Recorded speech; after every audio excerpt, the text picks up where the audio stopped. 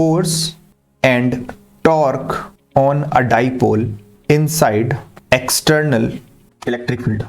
अगर हम किसी डाइपोल को एक एक्सटर्नल इलेक्ट्रिक फील्ड के अंदर रख दें तो उसके ऊपर कितना फोर्स लगेगा, कितना टॉर्क लगेगा, ये दोनों बातें हमें पढ़नी है। और अभी के लिए हम पढ़ रहे हैं कि जो भी इलेक्ट्रिक फील्ड होगा वो कैसा होगा, वो होगा यूनिफॉर्म। यूनिफॉर्म इलेक्ट्रिक फील्ड क्या होता है सर? यूनिफॉर्म इलेक्ट्रिक फील्ड के बारे में आपको जानकारी दे देते हैं। अगर कहीं पे इलेक्ट्रिक फील्ड लाइंस कुछ ऐसी दिख रही है, इक्विडिस्टेंट लाइक दिस, ये आपकी इलेक्ट्रिक फील्ड लाइंस है, इनकी जो डेंसिटी है वो वेरी नहीं कर रही है, हर जगह पे डेंसिटी इक्वल है। तो अगर मैं इसके कुछ पॉइंट की बात करता हूं, ये पॉइंट ए है, ये पॉइंट बी है, ये पॉइंट सी है, तो electric field at point A, electric field at point B and electric field at point C, कौन ज्यादा होगा कौन कम होगा, कोई बता सकता है?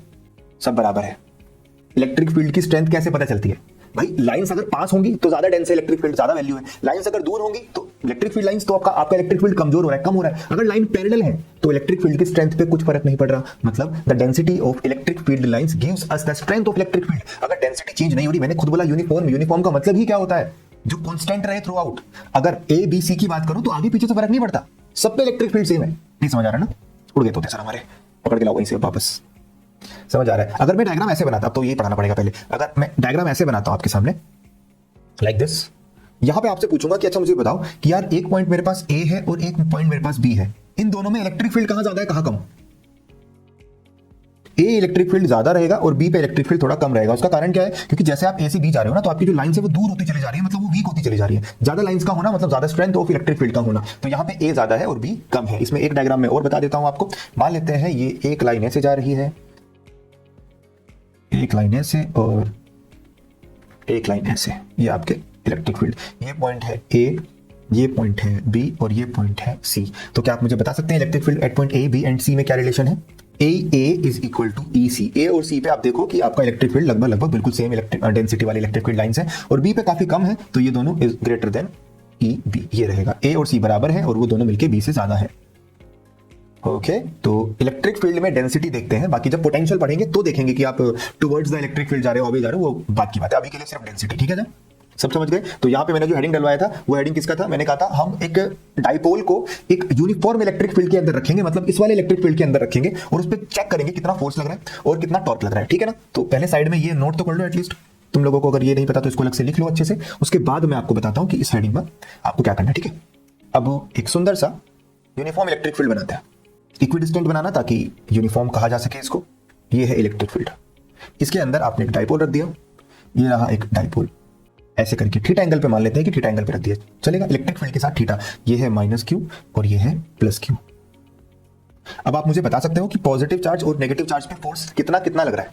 एफ इक्वल टू क्या होता है? अगर कोई क्यू चार्ज ई इलेक्ट्रिक फील्ड के अंदर रखा हो तो आपने कहा सर क्यू ई होता है ई, और फोर्स का डायरेक्शन इलेक्ट्रिक फील्ड के डायरेक्शन में होता है। अगर पॉजिटिव चार्ज है और अगर नेगेटिव चार्ज है तो अपोजिट हो जाता है ना, ये भी आपको पता होगा। ओके, तो इस पॉजिटिव चार्ज पे फोर्स किधर लगेगा? तो आपने कहा इलेक्ट्रिक फील्ड पॉजिटिव चार्ज पे इधर लगाएगा फोर्स, कितना? Q E. ऑलराइट सर, और नेगेटिव चार्ज पे किधर फोर्स लगेगा? इलेक्ट्रिक फील्ड पे अपोजिट लगेगा, मतलब इस तरफ लगेगा, ये लगेगा क्यू ई। मैग्नीट्यूड तो उतना ही रहेगा, सिर्फ डायरेक्शन बदल जाएगी। तो अगर आपसे कोई पूछे कि नेट फोर्स ऑन डाइपोल कितना होगा, आंसर इज 0। किसी भी डाइपोल के अंदर अगर वो एक यूनिफॉर्म इलेक्ट्रिक फील्ड में रखा है तो नेट फोर्स हमेशा 0 होता है। याद रखना, यूनिफॉर्म इलेक्ट्रिक फील्ड की बात कर रहा हूं। Force on any dipole inside uniform electric field is always 0, ठीक है सर? मतलब जितना फोर्स पॉजिटिव एक्स उतना नेगेटिव एक्स, तो ये कहीं जानेगा नहीं, मतलब ये कैसा मोशन नहीं करेगा, ये ट्रांसलेटरी मोशन नहीं करेगा, ये यहीं पे रहेगा, पोजीशन इसकी यहीं रहेगी। अब बात करते हैं टॉर्क के बारे में। हाँ जी सर, टॉर्क क्या होता है? क्या आप इसको कपल की तरह देख सकते हैं? कपल मतलब जब दो इक्वल अपोजिट फोर्सेस लग रहे होते हैं, तो ये कपल एक तरीके का। और कपल के बीच का परपेंडिकुलर डिस्टेंस कितना है? ये वाला, ये डिस्टेंस, कोई मुझे बता सकता है ये डिस्टेंस कितना होगा? ये वाला एंगल थीटा, ये वाली डिस्टेंस 2l, तो ये डिस्टेंस कितनी होगी बेटा? जल्दी बताओ जल्दी बताओ। 2l sin थीटा, ये तो भाई हम कर ही सकते हैं ना, 2l cos थीटा और 2l sin थीटा। तो ये हुए हमारे दो फोर्स इधर इधर लग रहे हैं, और ये हुई इनके बीच की परपेंडिकुलर डिस्टेंस। ये दो फोर्स थे कपल जो घुमा रहे थे, ये दोनों फोर्सेस मिलकर इसको क्लॉकवाइज रोटेट करना चाहते हैं। आपको दिख रहा होगा, एक इधर की तरफ पुश कर रहा है, इधर की तरफ, तो ये दोनों मिलकर क्लॉकवाइज रोटेट कर रहे हैं। तो टॉर्क हो जाएगा force into perpendicular distance between both the forces. तो फोर्स हुआ हमारा QE और दोनों के बीच का परपेंडिकुलर डिस्टेंस हुआ 2l sin थीटा। हाँ जी, थोड़ा सा इसको सॉल्व करें तो 2QL इंटू ई साइन थीटा ये बन गया। तो मतलब टाउ इज इक्वल टू कितना आया? टॉर्क इक्वल टू कितना आया? 2QL होता है डाइपोल मोमेंट, मतलब P, और ये आया E, और ये है आपका साइन थीटा, ये हुआ PE साइन थीटा। यहां पे थीटा किस किस के बीच का एंगल है बच्चा?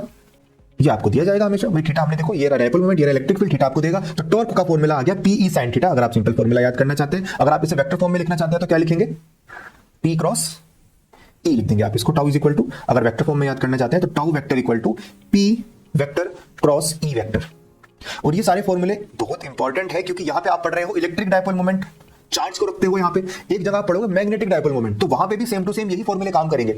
बस ये जो डायपोल मोमेंट है इलेक्ट्रिक वाला, इसकी जगह मैग्नेटिक डायपोल मोमेंट हो जाएगा, और जो ई है इलेक्ट्रिक फील्ड, इसकी जगह मैग्नेटिक फील्ड आ जाएगा। मतलब सेम फॉर्मूला वहां पे भी आप पढ़ोगे जब मैग्नेटिक डायपोल मोमेंट की बात करोगे, और वहां पे फॉर्मूला आएगा एम क्रॉस बी। एम क्या है, मैग्नेटिक डायपोल मोमेंट, और बी है magnetic field. Same to same formula चलेगा बेटा, एकदम डिट्टो। इसलिए मैं अभी साथ में लिख देता हूं। तो tau equal to P cross E, या फिर पी ई साइन थीटा, या फिर tau is equal to M B sine theta भी चलेगा। अब मैं आपको पढ़ाऊंगा बाद में जब उस चैप्टर पे आएंगे कि एम कितना होता है, वो सब चीजें, तो वो बात की चीजें। बट अभी के लिए समझो कि सिमिलैरिटी रहेगी, कोई घबराने वाली बात नहीं है। तो फॉर्मूला हुआ टॉर्क का P E sine theta. Done हो गया सबका, सबने कर लिया? यस सर, सब लोगों ने कर लिया। तो ये फॉर्मूला याद रखना है आपको, डायरेक्शन वगैरह आप निकाल सकते हैं। इस केस में डायरेक्शन निकालेंगे तो पी क्रॉस ई, प्लेन के अंदर आ रहा है टॉर्क, है ना, क्लॉकवाइज घुमा रहा है तो प्लेन के अंदर जाएगा। ऑलराइट, अगर मैं आपसे पूछूं, मैंने आपसे पूछा कि यार इलेक्ट्रिक फील्ड ऐसा है कुछ इस तरीके से, और एक डायपोल ऐसा रखा है माइनस क्यू और प्लस क्यू, ऐसा इलेक्ट्रिक फील्ड है, ठीक है ना। तो इसके ऊपर नेट फोर्स कितना लग रहा है, अंडा। इसके ऊपर नेट टॉर्क कितना लग रहा है, वो भी जीरो, क्योंकि थीटा जीरो है। एक इधर खींच रहा है, एक इधर खींच रहा है, कुछ नहीं होगा, ये भी जीरो, ठीक है। अगर आप इसको थोड़ा बहुत अपने इस वाले एंगल से थोड़ा बहुत डिस्प्लेस करके छोड़ दो, मान लो आपने इसको थोड़ा सा ऐसे डिस्प्लेस करा और छोड़ दिया, तो क्या होगा, वापस आ जाएगा ना पक्का, क्योंकि एक फोर्स इधर लगेगा, एक फोर्स इधर लगेगा, तो वापस से इसको इसी पोजीशन में लेके आ जाएगा। फिर ये थोड़ा नीचे चला जाएगा, फिर ऐसे, फिर ऊपर, फिर ऐसे करते करते करते करते करते धीरे कुछ टाइम में वापस से इसी पोजीशन में आ जाएगा। तो ये एक टाइप का, क्योंकि इसके ऊपर नेट फोर्स जीरो है ना, नेट फोर्स जीरो है, और इसको डिस्प्लेस करने पे ये वापस आ जा रहा है। इसका मतलब ये जो पोजीशन है, ये कौन सी पोजीशन है, ये कौन सा इक्विलिब्रियम है, दिस इज स्टेबल इक्विलिब्रियम। अगर आपसे पूछे कि स्टेबल इक्विलिब्रियम कब होता है, तो तब होता है जब आपका डायपोल मोमेंट और इलेक्ट्रिक फील्ड सेम डायरेक्शन में हो, जब आपका थीटा का वैल्यू कितना हो, 0 डिग्री, टॉर्क भी 0 लगेगा उस टाइम पे, और फोर्स भी 0 लगेगा, तब आप कहेंगे this is stable equilibrium.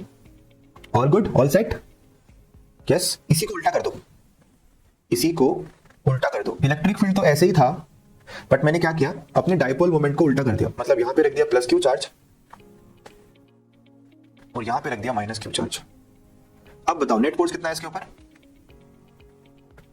Net torque कितना है इसके ऊपर,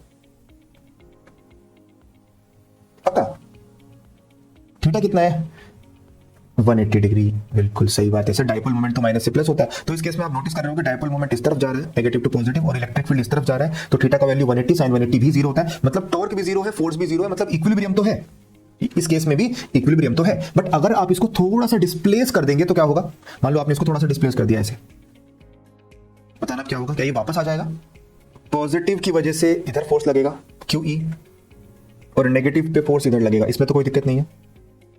जैसे आपने इसको डिस्प्लेस किया तो पॉजिटिव पे इधर फोर्स लग रहा है, नेगेटिव पे इधर, तो तुरंत क्या होगा, ये घूम जाएगा, तो पॉजिटिव वाला नेगेटिव की जगह पहुंच जाएगा, नेगेटिव वाला पोजीशन, मतलब 180 से तुरंत 0 पे चला जाएगा। मतलब ये अभी स्टेबल इक्विलिब्रियम में नहीं है, अभी ये कौन से इक्विलिब्रियम में है, अनस्टेबल इक्विलिब्रियम। और जैसे ही आप इसको 80 डिग्री से थोड़ा सा डिस्प्लेस करोगे, तुरंत घूम के 0 पे पहुंच जाएगा। तो इसे कहते हैं अनस्टेबल इक्विलिब्रियम। अनस्टेबल से तुरंत स्टेबल में पहुंचने की कोशिश करेगा, क्योंकि नेचर में यही चाहता है कि स्टेबल इक्विलिब्रियम में रही ज्यादातर चीजें। तो ये है आपका अनस्टेबल इक्विलिब्रियम। इसकी कंडीशन आप याद कर लेंगे कि आपका जो थीटा का वैल्यू है वो 180 डिग्री होना चाहिए, पी और ई अपोजिट होनी चाहिए। छोटे छोटे से क्वेश्चन है, कई बार आपसे पूछ ले जाते हैं, इसलिए मैं आपको बता रहा हूं। 90 डिग्री पे कोई इक्विलिब्रियम होगा, थीटा इक्वल टू 90 पे, थीटा इक्वल टू 90 पे नेट फोर्स तो 0 होगा, बट नेट टॉर्क 0 नहीं है, तो इक्विलिब्रियम नहीं है वहां पे। थीटा इक्वल टू 90 पे इक्विलिब्रियम नहीं होता है, ना तो स्टेबल होता है, ना तो अनस्टेबल, और ना ही न्यूट्रल की बात करते हैं वहां पे। रुको रुको रुको रुको, देख लिया पूरा वीडियो, सब समझ आया? नहीं आया तो कमेंट्स में लिखो कि नहीं समझ आया, और क्या समझ नहीं आया वो बताओ। और अगर समझ में आ गया है तो भी कमेंट्स में लिखो। क्या लिखना है? थैंक यू सर, समझ आ गया, ताकि मैं अगली वीडियो जल्दी से जल्दी डालूँ। ओके, चलो फिर मिलते हैं, बाय बाय, टेक केयर।